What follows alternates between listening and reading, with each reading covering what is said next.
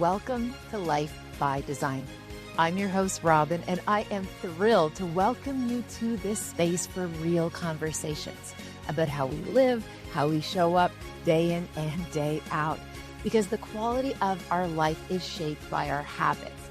What we do in ordinary time allows us to be extraordinary. We can unpack what it takes to truly live well and be well in real life. Welcome to Life by Design. And I'm just so excited that you're here. Where there is tea, there is hope. That's a line attributed to the famous British playwright, Sir Arthur Wing Pinero. And it came from a play in, I believe it was 1888, called Sweet Lavender. Now, that one quote, where there is tea, there is hope, sparked an idea in me about how I wanted to launch my latest book, I Hope So, How to Choose Hope Even When It Is Hard. And I was so grateful for my dear, dear friend, Natalie Davison, to host a tea party. So instead of a traditional book launch, I wanted to have a tea party where we could gather, we could share, we could spill the tea. And this is a capture of that very tea party in Moncton, New Brunswick this past spring, where we were able to share tea, talk all things hope. And I'm so glad you can listen here today.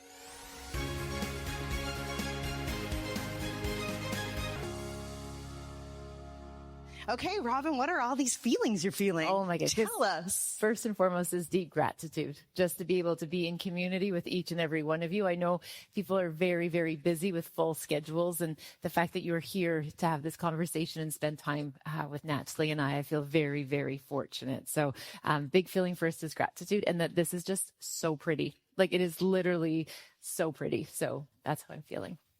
Oh, yeah, me too. I was very excited when I came in, that's for sure. So Robyne, I've got some questions prepared, and then some folks send in questions, and hopefully we can have a conversation with your questions. Yeah. So let's start at the start.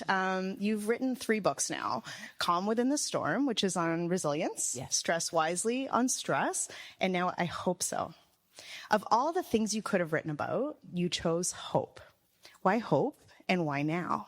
I love this question, Natalie. So very early in the book, you'll see a passage that I wrote that said, I basically owe my life to hope. The very least I could do was write a book about it.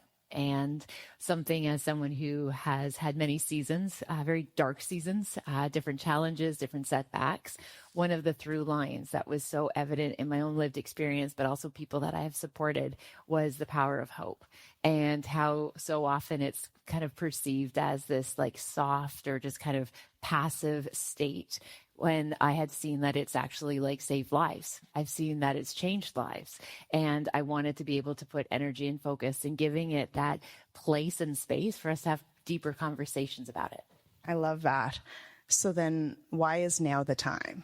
So it's interesting. Right now, I feel like there's this pressure that it's actually like kind of scary to get our hopes up, and it feels safer not to get our hopes up, to think that we're going to hell in a handbasket and just kind of be in that place of, got to kind of lock down and just look after ourselves. And one of the things that I've seen is that when it feels like all hope is lost, the only thing that lingers, that stays, is actually hope, that there's going to be a way to figure it out. There's going to be a through line, and in human history. And that's one of the reasons why I did that one chapter about hopscotching through history, to say, like, this isn't just something we're talking about right now. This is something people have been talking about for thousands of years, because it matters. And again, when things feel kind of like all hope is lost, hope is what remains. Okay. So now I'm already going off my script. So you said that you owe your life to hope. Yes. And I recently heard you on a podcast say that you were very proud that someone told you made yourself savable. Yeah. Do you care to share how you saved your own life? Yeah, I'm happy to. And that was literally, again, this is a bigger story, so brace yourselves, it's coming.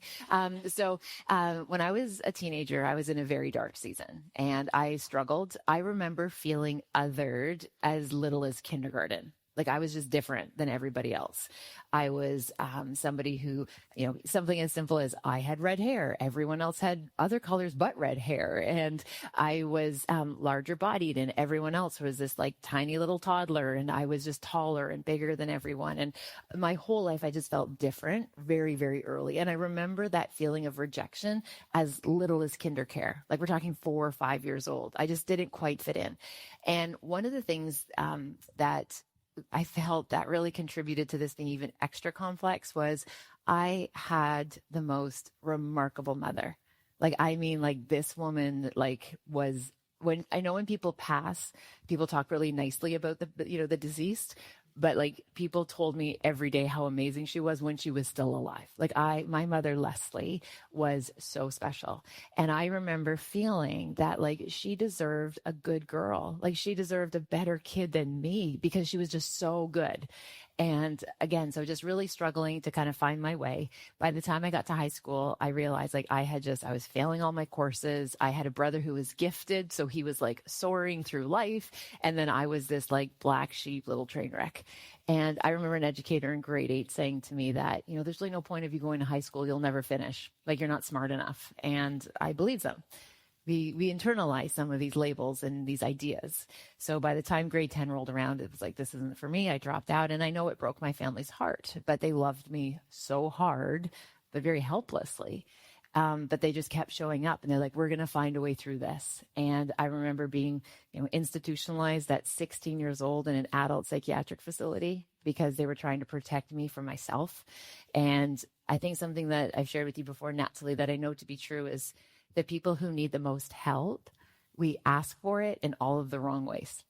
And my asking for help took the form of addictions and self-harm, which why I was institutionalized. And I remember after that experience, my mom just like kept standing by me. And I remember even a moment in the hospital where I was working with these therapists and all these people and medical doctors. And they're like, okay, so, you're 16 going on 17. Like, what do you imagine 17 could look like or 18 could look like? And everybody else my age was talking about, what are they going to do after high school? And they can envision this future. And I remember disclosing to my mother, I can't see me in a future. Like I couldn't even like imagine what I would be at 18. Like I just didn't have a future. It's like, it's just black. And I remember her saying, can I hope with you, Robyne? Can I tell you what I'm hoping for and what I see for you? And there was my mother who had already done a shift working in like she was in nursing. So she'd already done a shift where she worked, came to see her daughter in a psychiatric facility and sat at the end of my bed. And she said, you are going to be just such a remarkable mom. She's like, I know you want to have kids one day and you're going to be such a great mom. And she's like, and you are going to help a lot of people. And I know you don't see it now, but I see it. And I see that there are going to be so many things that you get to do. So I eventually get released from the hospital, and I really like embraced treatment, right? Like I really wanted to get better, and I was starting to build this future, starting to imagine what my future could be. And I happened to get my driver's license in this window because I was learning responsibility, and that was something tangible that I could do. And I remember getting this driver's license, and I was driving home late at night in a snowstorm. Didn't know it was going to be snowing like that, but a snowstorm rolled in quickly, and I lost control of the vehicle. And the vehicle went off the road, and it went down an embankment, and my vehicle crashed through the ice, and my vehicle sank in the Otonabee River with me trapped inside.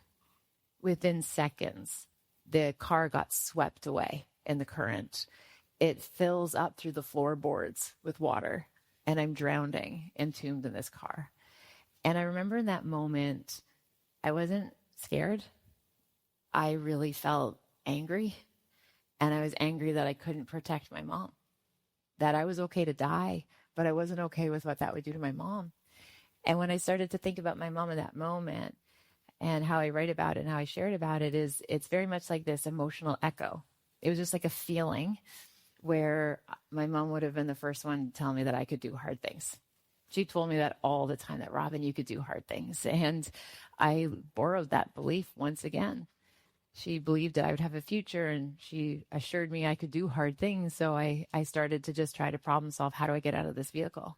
And I couldn't get the seatbelt off even because the impact had locked the seatbelt, the impact. The mechanism had been locked, and I couldn't even get out of the seatbelt. So I wiggled out of it. I I couldn't get the car door open because the vehicle had already started to crush under the water. And I'll tell you, the sound of metal crushing underwater with you trapped inside, that was very scary. But thankfully, it shifted the frame enough that I was able to get the window down, and I was able to swim out the window. And I got to the other side, and I didn't know which way to go. The current was pulling us, the car and me, it was pulling us so hard. The only way I could get my bearings was to exhale, to let go of all the breath that I was holding, because I knew my bubbles would rise in water.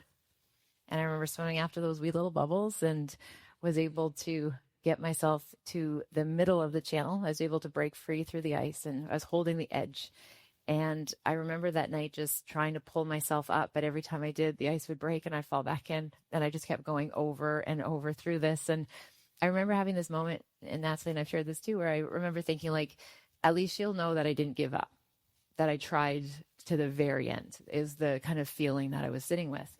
And then all of a sudden I saw these headlights, and all of a sudden these headlights were coming down the road, and the headlights all of a sudden stopped, and this gentleman got out of his car. He was driving a truck, and this gentleman had actually wood and a chain in the back of his truck.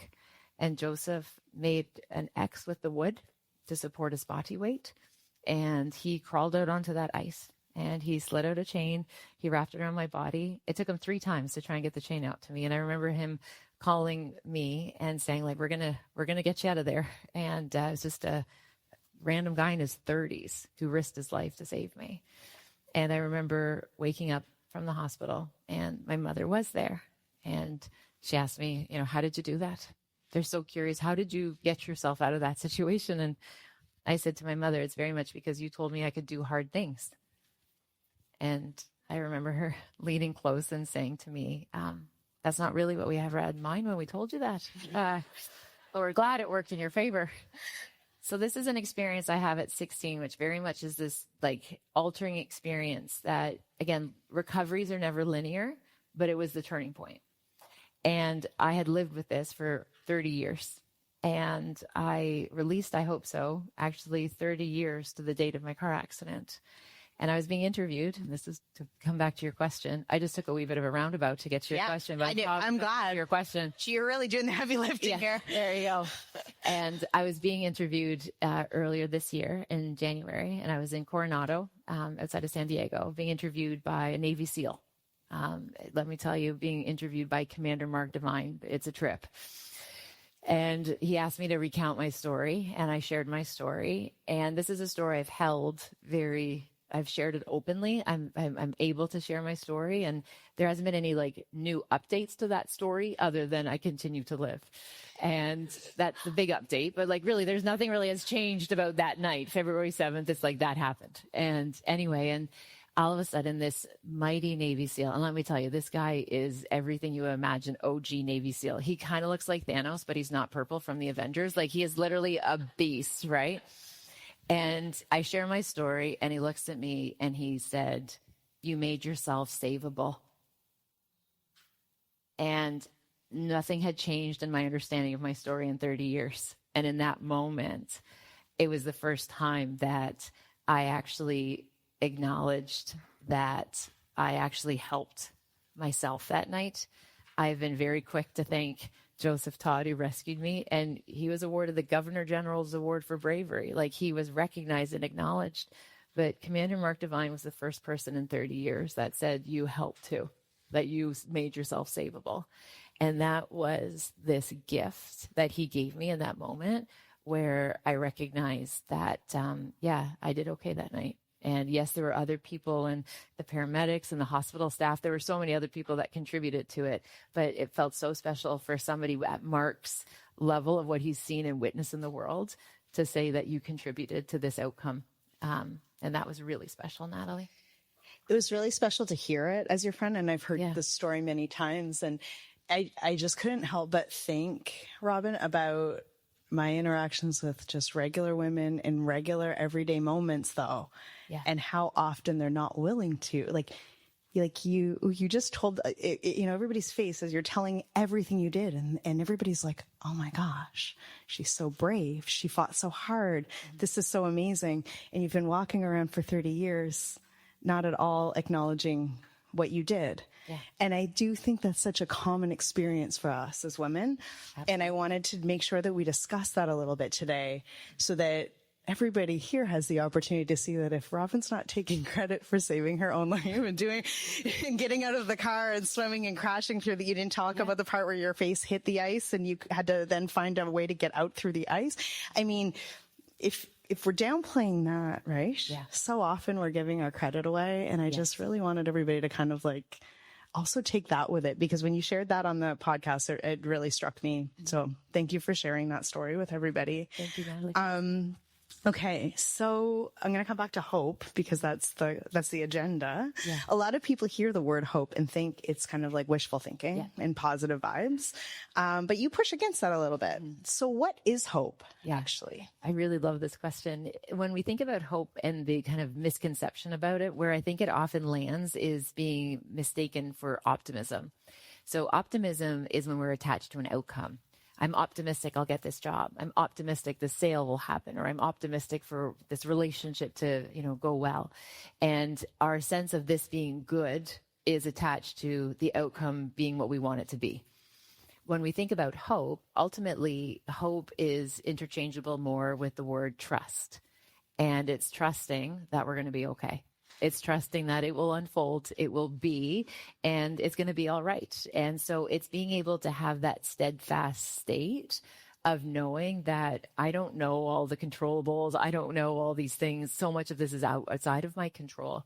But what I do know is that all will be well, that I will be okay. The people I love most will be okay. We're going to be able to get through whatever comes our way. So hope to me is this steadfast trust that whether it's God, whether it's the universe, whatever you choose to put your energy towards, it's knowing that we are safe, we are protected, and we will be well. I love that.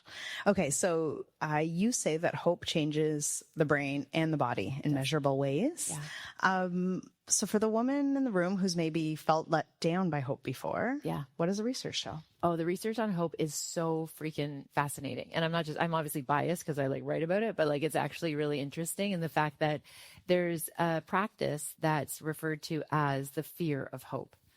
Now, the fear of hope means that it's as if we always kind of have this idea in the background. So we use a lot of examples within addiction to help us understand this. And for example, it's somebody who's navigating addiction and they are like, okay, I could quit if I wanted to, but I don't want to waste my time or waste my chance of quitting this time. So I'm just going to kind of keep doing this behavior. But in the back of their mind, they're like, but one day I could if I really, really wanted to. But then what happens is they're so scared that if I try and really try and it doesn't go well, then I'll lose my hope. And the people who have the highest scores of having fear of hope are actually the people that have the highest scores of being able to hold hope. And it's just such an interesting way of, it's so precious that we will, as you've seen, addiction robs people of so many important years and relationships and opportunities. But it's this idea of the fear of I don't want to lose that what if it doesn't work this time? So we protect it, or we try to protect it. So we know on one way it motivates our kind of future behavior. The other thing we know about it is that when our body is holding hope, it opens up doors for possibility, where when we know that we're well-resourced, we have good energy flow, and that's not woo-woo, it's literally science. Energetically what it feels like to be around somebody who has their hopes up. They're the person that you're excited to share your good news stories with, right? You're excited that you can share something and it could be the most unhinged thing ever. And they're like, yes, sister, you take down that thing, right? There's just people around us that just seem to have this capacity. And so we know it uses our resources from a cognitive perspective. Physiologically, it changes. But we also know spiritually, it allows a degree of surrendering where we don't try to control everything. I think one of the best ways to feel out of control is to try to control everything. And there's this kind of an ease or a peace of just letting our bodies be able to kind of move through time and space as it was designed to do. Okay, we have a couple of questions that were submitted in advance, and I'd love to ask those next. Sure. So Jenna asked... Hi, nice to meet you, Jenna. Jenna asked, would your teenage self relate to your life now, and how would you describe your current outlook to your teenage self? Yeah. So I love the fact that I am convinced that where I am in my life now at 47, I would have protected her, and my 16-year-old self would have been able to come to me and I would have protected her. Like, I would fight so freaking hard for the underdog. I would fight so hard for any child who was spit out of factory learning and said, oh, you didn't fit into our factory, you're broken. I would advocate so deeply and hardly and strongly for any child who ever had an experience like I did in education. So my teenage self, I see her with so much compassion that she was trying so freaking hard with the tools and the resources she had. And she just felt probably more than the average person. And now in hindsight, I'm able to see that that was undiagnosed learning disabilities. It was mental health. It was ADHD. I know that now with the insight that I've learned and have been gifted at 47. But I would fight really hard for that little 16-year-old Robyne. But even that little, Robyne in kindergarten who was sitting by herself in the circle, I'd fight pretty hard for her too. So I think that I don't have any regrets other than where people have been hurt because of my actions. I obviously would never want that hurt to happen. But in terms of how things unfolded, I have a deep confidence and trust that my story unfolded exactly how it was designed to unfold. And Jenna, did you know Robyne's story when you submitted that question? No, you just wanted to know her advice to teenage Robyne. Okay. Yeah. Thank you. And just so you know, anytime I walk by a little girl with red hair, I make her feel like she is a queen, right? I just oh my gosh, I love your freckles. Like we are an endangered species. Like we are. Tammy is giving you hearts on the back. Yeah. We might bleed out on the operating table because we don't bleed very well, but let us tell you, we are I just try so hard to just rally around the little one who is just always on the outside. And we were even chatting about this yesterday. I have 3 very healthy, amazing teenagers, young adults. And there's even moments where I look at them and they've had, this is what it looks like when you grow up securely attached, right? It's like you are an example of growing up in a securely attached, healthy dynamic. And you're not navigating the things that I navigated. And I have moments where I'm just like, we would not have been friends in high school, right? As I am somehow parenting these super, engaging, pro-social, my oldest son, we refer to him as the golden retriever, Hunter, literally, everyone knows Hunter and everyone wants to be Hunter's friend. And he literally just brings people in. And I'm just we would not have been in the same circles in high school. Right. And even, Jackson, the, star athlete dating the cheerleader, I'm like, we would not have been friends. And so I tend to lean towards the underdog. Yeah. I love that. And so it brings me to one of my questions then. Another thing I heard, you guys have to hear this podcast interview she just did. It's so good. Another thing I heard on the podcast that I had never considered is you talked a little bit about high school Robyne and how she found belonging. Mm-hmm.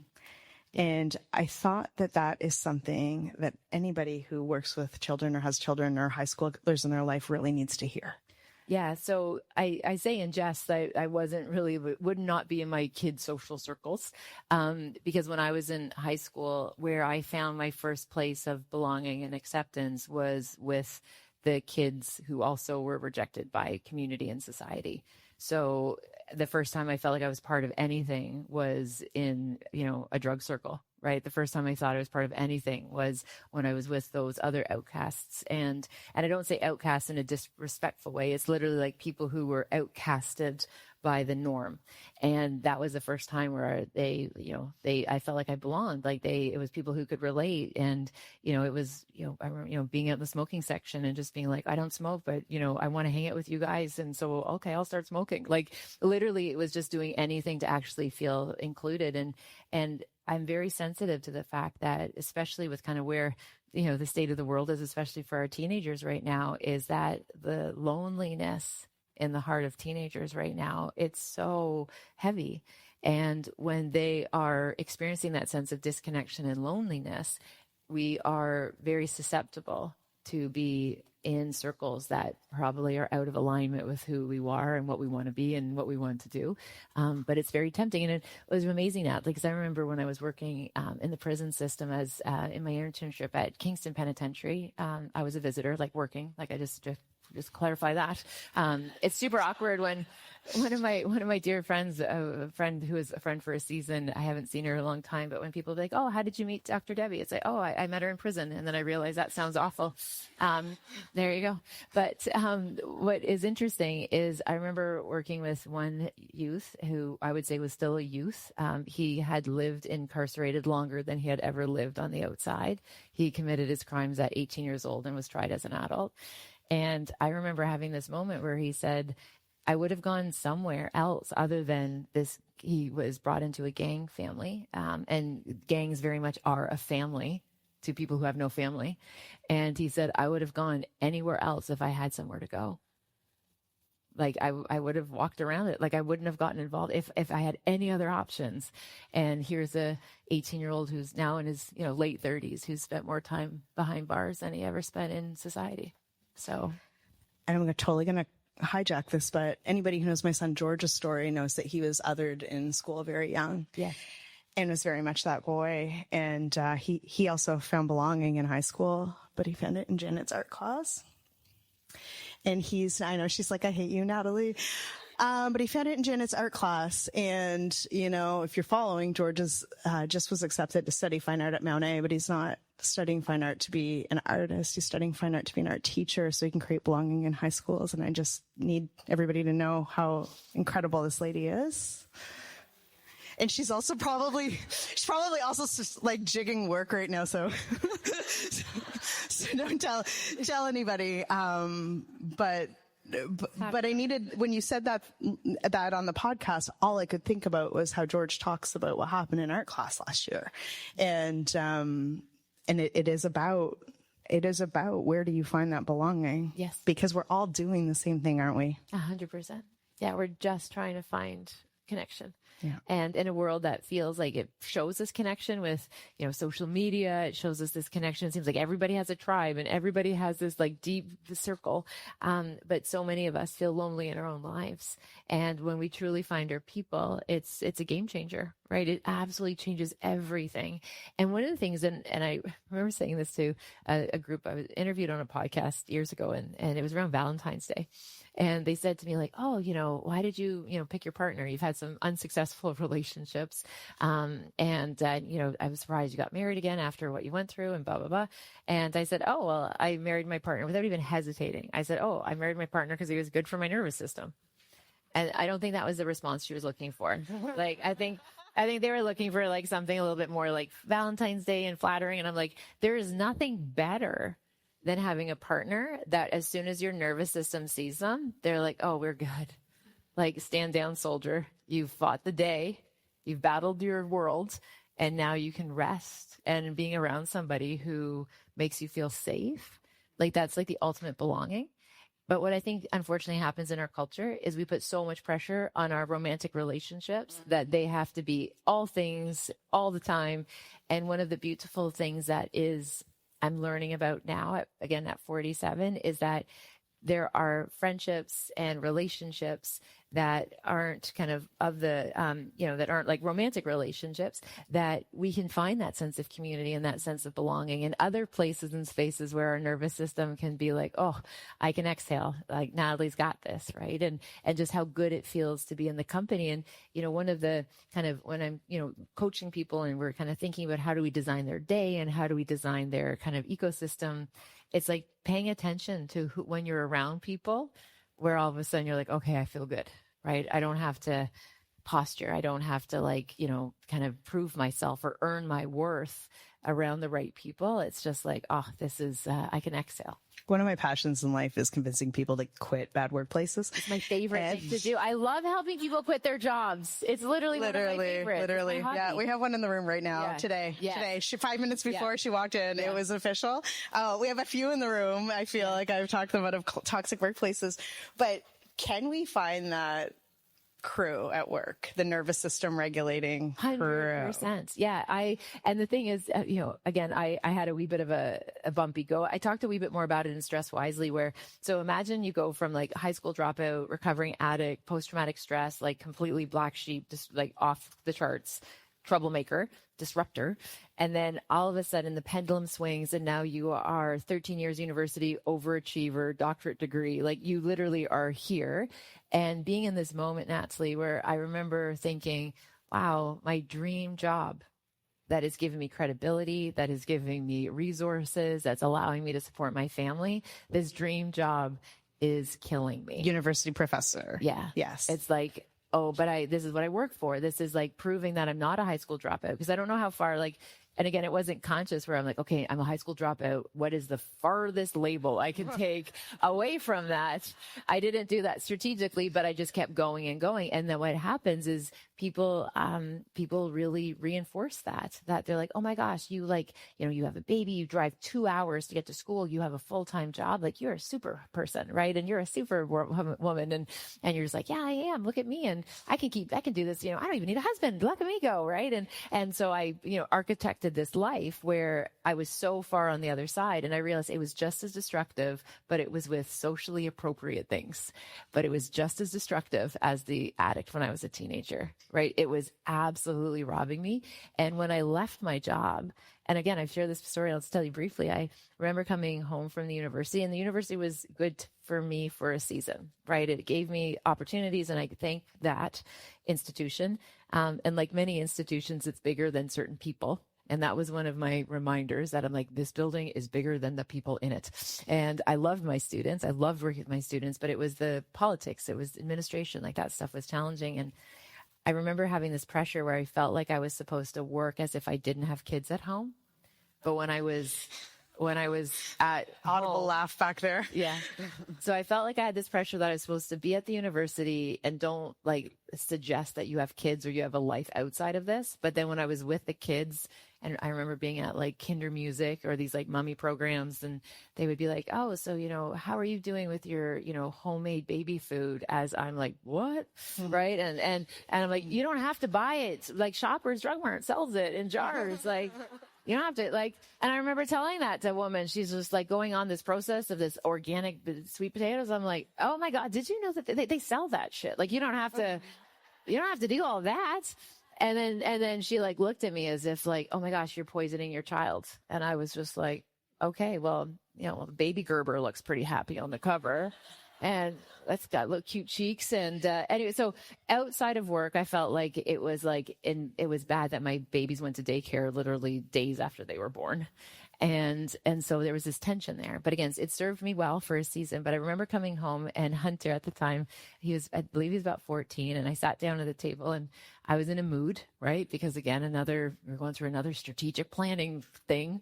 Another new boss comes in and cleans out house, and we're going to change it. It's this thing called an institution. It's been around for hundreds of years. I'm sure you're going to come and change this ivory tower, right? But that's what people, we're going to fix it all. And so I go into this situation and I sit down and I'm in a mood, and Hunter says to me, he's like, Mom, you seem like you're going through it. I'm like, oh, I just had a really hard day today again at work.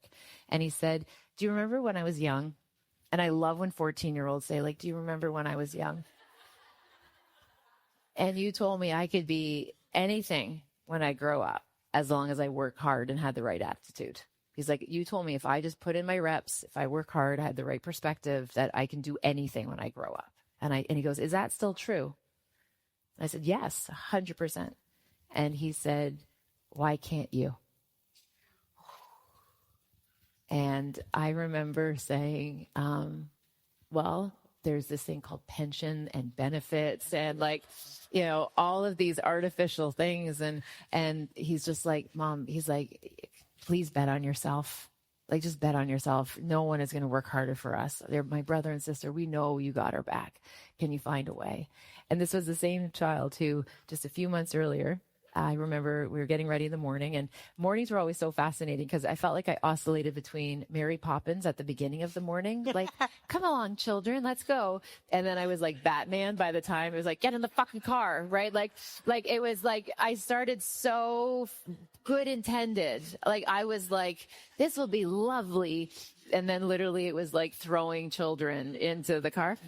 And I remember in this kind of, with this, and we were on our way to school one morning, and I kid you not, I'm going to tell you two stories. Welcome to ADHD. I have 3 storylines that are happening concurrently. So brace yourselves. as I'm throwing children into the car, I remember getting them to school, and Ava's teacher called me, and I hadn't even got to work yet. And she's like, I got to tell you the funniest thing that Ava said, right? And I was already like, okay, what did she say? And she said, I asked Ava in circle, like, why are you late today? And she goes like, I have no idea, but it has something to do with my mom needing to get her shit together. 5 years old. Thanks, Ava. So I'm humbled by these little souls every day. Anyway, so now this, in one of those mornings, I remember Hunter saying, hey, he's in grade 9. Okay, Mom, after school, I have such a big basketball game. I need you to be there. I'm like, dude, I got you. Walked into the university, literally basking in the fact that like my kid wants me to be at his game. And he was like, Mom, I need you in the stands. So I told even my colleagues, it's like, hey, Hunter he's got a big game. I'm going to leave early today. I'm going to be at this game. And as I was leaving the building, I remember somebody's like, oh, Robyne, do you just have a minute? I was like, oh, sure, no problem. And then a student stopped by. Oh, can I just ask you a quick question about this paper? Yeah, no problem. And oh, can you just sign this? Yeah, no worries. By the time I got to that gymnasium, it was the fourth quarter. Okay, so I missed most of the game. And when the game was over, Hunter came up into the stands and he said to me, I'm really glad you made it. I'm like, dude, I would not miss this. And he said, have you ever been late to teach? Have you ever been late for a meeting? And I said, no, because I said, no, I can't be late for that stuff because it's important. And as soon as those words came out of my mouth, I was just like, what are you doing, Robyne? And I said, Hunter, I am so sorry. And he said, it's okay. I got 4 years left of high school. Figure this stuff out. He's like, you're good. We'll get you tell me that family is everything. He's just like, just show up, Mom, show me that you can show up for this stuff. So fast forward a couple of years later when he's like, can you please leave this? If this is bringing you so much pain and frustration and privilege as well, like it's not lost on me that I also have pension and benefits and all the things. He said, bet on yourself. And so I resigned the next day from my post at the university. And you built your own pension. And you're doing all right. I did. You're doing all right. Yeah. Yeah. It's pretty fun. But I have to be careful when I see people I run into at the university because they're like, oh, do you miss it? And I have to be like, I miss the students. I miss the learning because like my real response was, fuck no. Like leave faster, right? Like if you're, this is one, faster. I know, leave faster. And this is one of the, if you are ever on that cusp of like, should I leave? I'll tell you what I hear so often from women who leave dysfunctional jobs is that they wish they would have left sooner. They wish they would have left sooner. I've yet to meet somebody who said, damn, I wish I just did 18 more months of toxic boss, right? Because then I would really appreciate my freedom, right? Like nobody says I should have lingered longer. I should have thugged it out. Yeah, I should have taken a bit more. So leave sooner. Okay, we have another email question from Ange. So Ange asked, what advice do you have for people to find the light, even on their darkest days, or when the world tells them they shouldn't? Yeah, it's a big question. It's a brave question. When you're in the middle of it and you're in the thick of it, my invitation for you is to just get to the shore. Just get to the shore, whatever that is. I think so often when we're in a crisis or we're in a place of despair, or maybe we are feeling really hopeless, we try to problem solve it. We try to kind of figure it out, understand what's going on. But when you're in the absolute darkest storms, the goal is just get to the shore, whatever that means for you to get safe, whether it's being able to call a trusted loved one. If it's, again, just, that's one of the most beautiful things about faith is that, for many of us who have a faith practice, it's like literally you walk into a church, the church door is always unlocked. And I've been all around the world. And the fact that you can walk in to any parish or cathedral and just there's something about people who go with collective weariness to a place and hold faith even when it's hard, that gives you strength. So when it's super hard, just get to a place that feels safe. And once you feel safe, and the world again will continue to tell you like, don't get your hopes up, don't do that. Just again, it's just kind of a thought by thought, decision by decision. And, I remember being in a deep season of grief and someone well-intended said, just take it a day at a time. And I remember, I haven't figured out another fucking way to do this other than a day at a time, right? Like I wasn't going to fast forward a week, right? Like I don't time travel. Your next like vacation. Just take it a day at a time. And I was just like, that's how we're all doing this. Right. And again, I always find grief is so fascinating. And I've shared with you before things that, cause I think grief and hope are very, they're kindred spirits. And when I think of, grief rewrites us. And people say terrible things to people who are in grief. And I think some people are just very underskilled, and other people mean well, but there is not a lot of comfort that we can get. But when things are very hard, figure out where you go to feel safe and just be safe, whatever that looks like. And again, it might take a day, it might be a week, a month, but as soon as our nervous system gets to a place where it says like, okay, right now I'm okay, then other things will start to open up. I love that. Okay. So every woman in this room is a leader in some way, maybe with their clients or their team or their family, in the business community, educators. What is your advice, I guess, for practicing hope in leadership? Mm-hmm. So in full disclosure, there's a lot of folks who know a lot more about that than I do. And again, even Natalie, I look at you, when I'm navigating things in leadership, I go to you, right? And asking for some of your insights.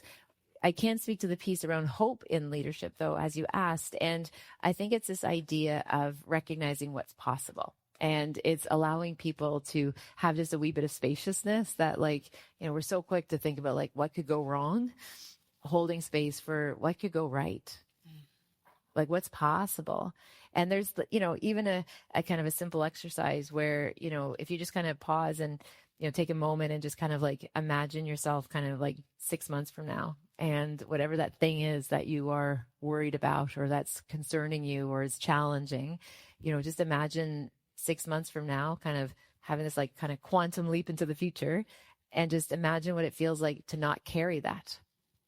Right? Just imagine for a moment what it feels like for that not to be top of mind, what it feels like not to put energy and resources into that thing because it's worked itself out, and just basking in what it feels like to actually have something that worked out for good. And then as a behaviorist, the invitation would be to then what can you scaffold to build that future? So, and I think that's what leaders do, is help people build futures, but you first have to let people see what's possible. And that involves getting people's hopes up. But I do understand there's a practical component to it as well. And I think what's so important is we recognize as leaders, we want to put the guardrails up so people can explore and try and imagine. And when we see people who perhaps might be, that energy that they're bringing is pulling people away from hope, I think addressing that behavior early is always a good idea. Awesome. Thank you for that. You're welcome.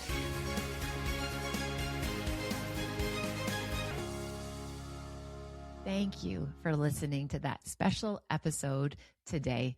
It was so important to me to be able to share with you how the conversation unfolded in real time.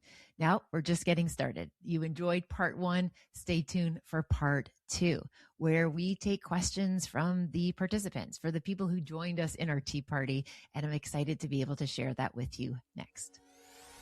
Thank you for spending time with me on this episode of Life by Design. I appreciate if you have a moment to pay this forward, share it with someone who you think might benefit from the ideas shared in this episode. If you're feeling so inspired, please also rate and review the podcast wherever you listen to your favorite podcasts. Again, thank you for listening. Thank you for your time. Take good care, and I'll see you next time.